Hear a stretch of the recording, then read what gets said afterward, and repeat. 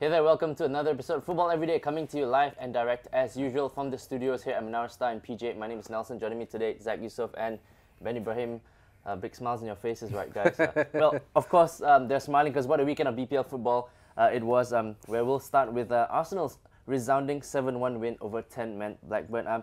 In getting Arsenal's first league win of the year, Zack. RVP helped himself to a hat-trick as well along the way. So what do you make of that performance, man? Well, I loved RVP. He was my captain in fantasy football, so he won me a lot of points that day. But, you know, all round, it was the Arsenal of all, right? Great performance from the guys. You got to really single out Alex Oxlade-Chamberlain. What a performance by that young kid. I mean, he seemed to be the Walcott with the final ball, you know what I mean? And he seemed unfazed, totally unfazed. But, you know. I mean, I loved his second goal. I think his first goal, rather, when he took it around the keeper. That shows that this is a lad with a bright future. He's got composure. Ice in his veins, you know. And some of the pundits were even speculating if we might see him at the Euros, right? Yeah. So and the great thing for Arsenal is that, you know, the team actually started to play like they used to play. And I know it was against 10 men for a big part of it, but I mean, it really seemed to be the Arsenal all again, you know. I mean, pace, RVP was confidence. Scoring and creating goals as well. Henry came off the bench to score. It was like, great. It was a superb day for the goodness. You gotta love the Pedersen goal too. Of course. And Henry scoring at his last appearance at the Emirates. You know, you could have written that script, Nelsen. Right. Well, meanwhile, Sunderland kept up their impressive form under Martin O'Neill by coming away from the Britannia Stadium with a 1-0 win over Stoke City. I mean, have Sunderland and O'Neill impressed you, Ben? Very much so. He's come in, he's worked the magic, he's shifted a few players here and there. He's given them that belief that they can do it. Because Sunderland are a good team. They just needed a bit more confidence, and Steve Bruce, he was not that Mr. C man, Mr. Confidence man. And I think they've got a couple of strikers back in Fraser Campbell and that's kind of helped them a bit. It's kind of being like a mini Everton over there in Sunderland. All these ex-Manchester United players, Kieran Richardson as well. Well, over the Etihad, league leaders Manchester City quite easily saw off Fulham by 3-0. I mean, Zack, most people expected them to bounce back from their 1-0 defeat to Everton last weekend, and they did it right. Professional display by the Manx, you know. Like you said, they had to do it. After that shock defeat to Everton, and you know, and they did, you know, and it was great to see. I mean, if you're a City fan, it's good to see Zacho, Aguero on the score sheet.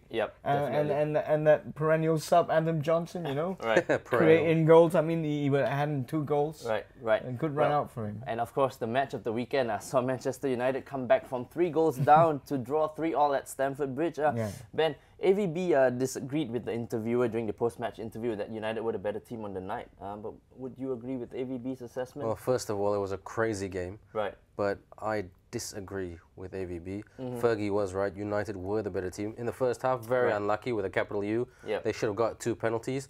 Their second penalty in the second half, dubious, but their first penalty, legit.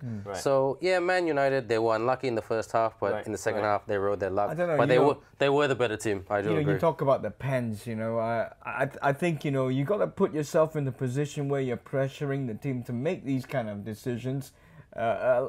Abramovich, you know, there was contact, negligible, it may have been, but contact there was. And, you know, you got to be in a position to pressure these guys. I think Chelsea really did shoot themselves in the foot, you know, let's be fair. And the fans booing Rio, I didn't understand that, mate. But both teams, defending was very, very well. I mean, Zack, would you say it deserved a result for United? And what of Howard Webb's refereeing performance on the whole? I think United would be a bit disappointed. They couldn't capitalise on a Chelsea team that seemed a bit out of sorts, you know. Torres, I really, there's something profoundly wrong with that lad because he doesn't seem to want to shoot. Or even or even put himself in the position. Great one-mata goal, I mean, this is a predatory Spanish striker who doesn't want to take shots on goal. I mean, well, and during his post-match interview, Sir Alex Ferguson said that game kind of epitomizes what English football is about. Oh, definitely. You know, for the neutrals, coming back and stuff. For the neutrals, it was a great match. Oh, absolutely, great match, littered with mistakes. I mean, you could see defensive mistakes on both teams, but made for a great game. But it was a great game for the neutrals. Great game. We'll speak about Man United a little later on, as they're the match of the week this weekend as well. Well, and on Monday night, Liverpool were again frustrated in front of their home fans as they could only manage a 0-0 draw against Spurs. I mean, Zack, even the return of Suarez couldn't inspire a win. My favourite Uruguayan. He instead became the centre of attention for yet the wrong reasons again, right? Yeah. You know, like that boy like Balotelli can't seem to keep himself out of trouble. Right. But you know,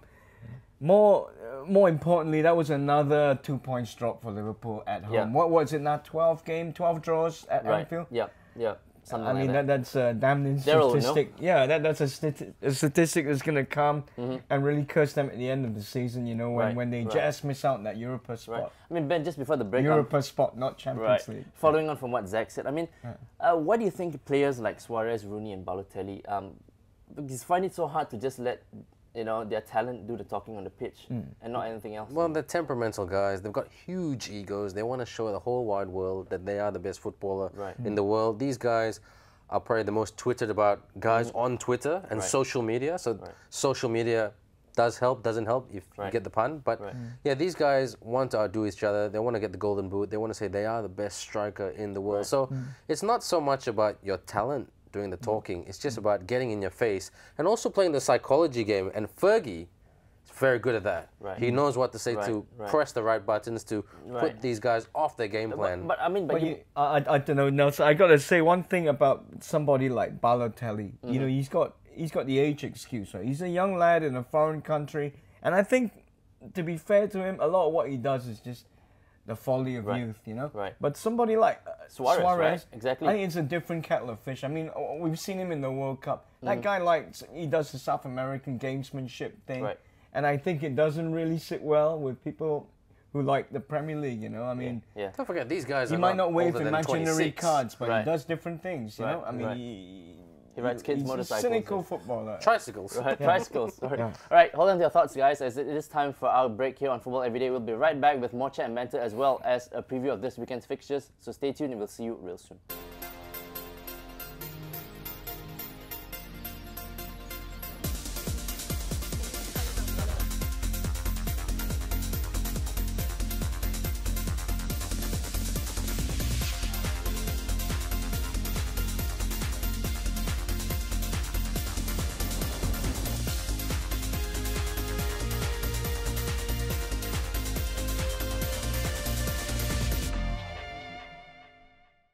Alright guys, getting straight back into this weekend's fixtures, where the big game takes us to Old Trafford, where Man United do battle with arch rivals Liverpool. Well, this is going to be the first time Suarez and Evra come face to face since the former's suspension. So, might this take the focus off the match, Ben? Well, I think the Jokers will love this. Kiss and make up. It's a football game. Get on with it. It's in the past. Okay, move forward. Yes. In answer to your question, I think a lot of people will go around that issue, but I think that will work in favour of Manchester United so they can concentrate on the football game itself. Because don't forget, Manchester United, they're going to be really fired up because they were the better team against Liverpool in the FA Cup. That's right. And I was going to come to that. I mean, Zack, we know the Reds defeated the Red Devils by 2-1 in the FA Cup quite recently. I mean, so what are you expecting in this one? And might there be a cat on the Old Trafford pitch as well? Bring Thomas the cat, yeah.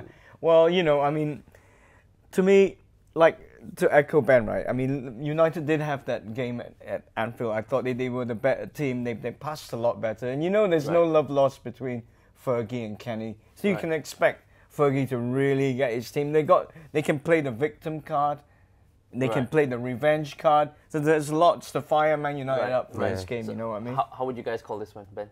Manchester United to win 2-1. All 22 players to stay on the pitch this time because no Vidic. No Mascherano as well. But both teams, especially Man United, they've got to fix their defending because I just hope. Sorry, Ben. I just hope the crowd behave themselves. You know, I hope the referees stands up to the mark for this one because a lot of these games can be ruined by a over fussy referee who wants to stamp his authority.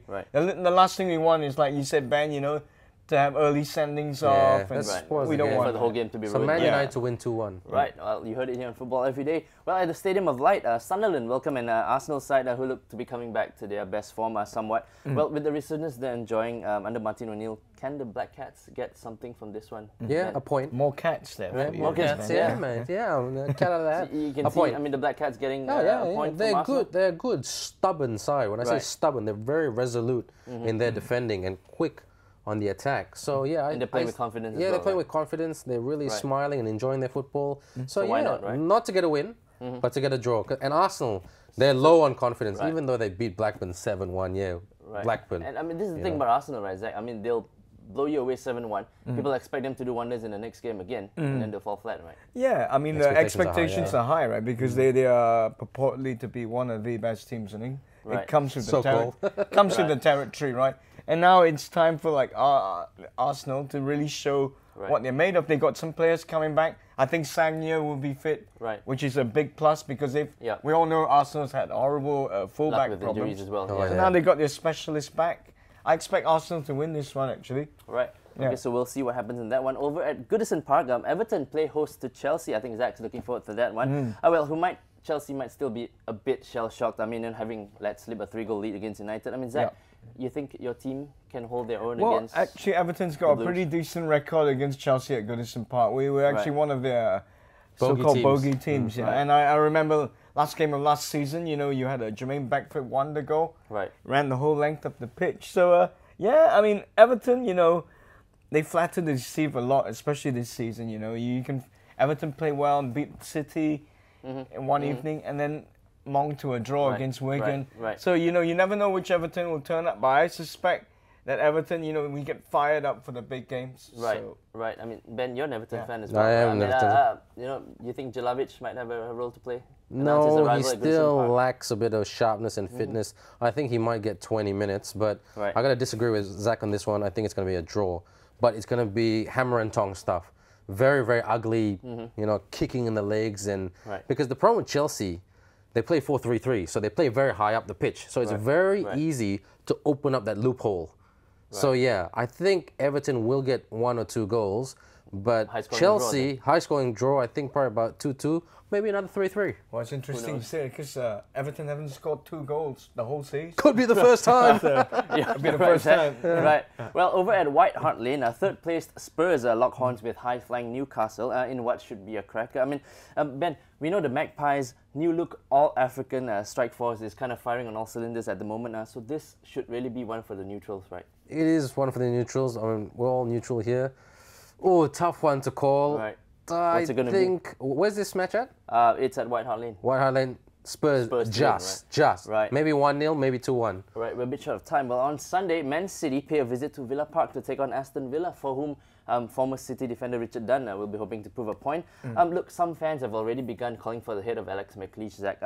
So what better way to respond than to get a result against the league leaders, right? Exactly. And you mentioned Richard Dunn. You could also mention Stephen Ireland. Yep. He's got a lot to prove to Man City. I believe. And his coach. Yep. 3 years. Swore his coach. 3 years ago, Ireland was City's player of the season, right? Yep. And then he got dumped the next season. So, I mean, that lad's got a lot to prove. And, Stephen Ireland on his day, great player. But when his days arrive, he's a funny old guy, isn't he? That's right. I mean, quick one, Ben, can you see City taking 3 points from Villa Park? They'll get this one quite comfortably. Maybe 4-0. Right. Okay, well, thanks a lot for your thoughts as usual. Well, before we say goodbye, do remember to check out our contest on football.thestar.com.my as loads of great prizes are up for grabs from Tiger FC, Adidas and Senq, as well as FA Cup tickets courtesy of Astro and Emirates. You want to drop us a line, send it to football@thestar.com.my. Till we see you next week, same time, same place. Do enjoy your football. And it's ciao from Nelson, Ben and Zack on Football Every Day. See you later, everybody.